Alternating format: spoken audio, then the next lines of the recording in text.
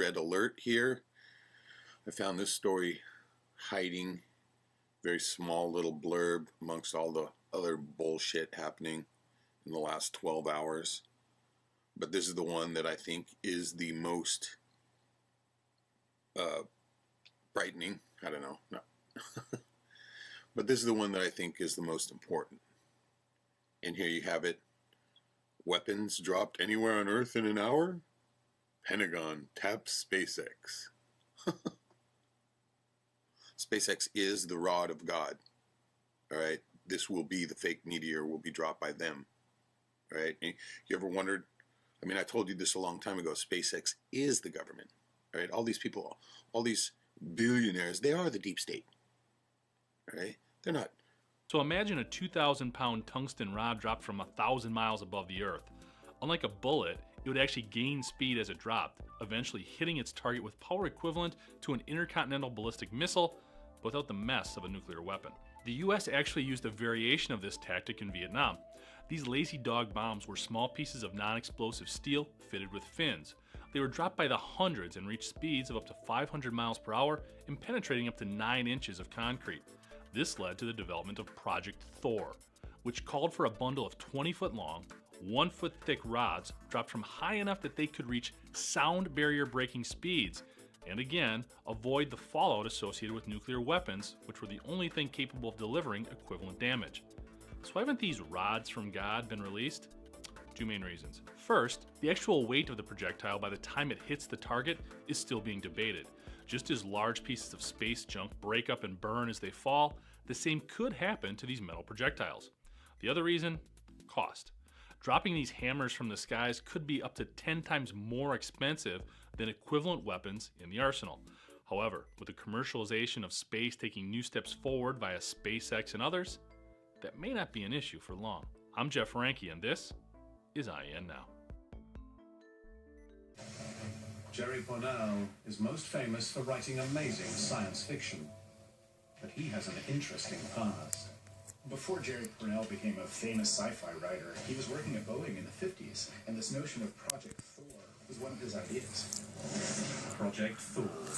Like the hammer of the god, it's a simple but devastatingly effective concept. You take about say a 20-foot chunk of a telephone pole made out of high tungsten steel, and you put GPS receiver in it. You put that sucker into orbit, and there isn't any target on Earth I can't destroy with it.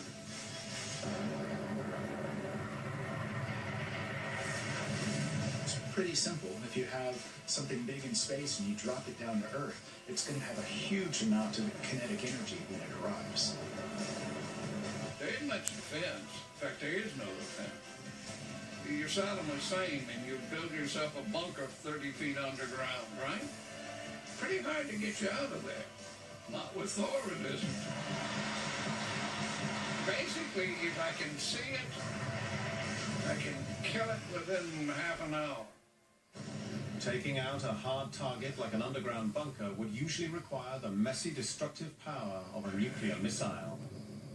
Thor brings all the power, but with pinpoint precision and no radioactive fallout. If you can deliver an object at 12,000 feet per second, I don't need a warhead. It's not radioactive at all. It's just momentum energy. There's no explosion as you think of an explosion.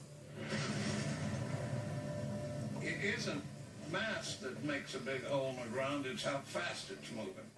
No warning. No emanations, no radar, very difficult to detect and almost impossible to stop. The impact would be amazing and dramatic.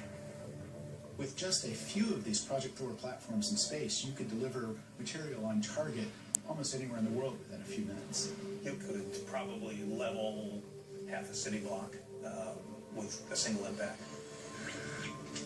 In the 1950s, the cost of deploying payloads as heavy as Project Thor by rocket was prohibitive. So, according to official sources, the project was dropped. But it wasn't forgotten. During the 70s, the Air Force actually did a serious project on design, and I'm told that something was done during the 90s too.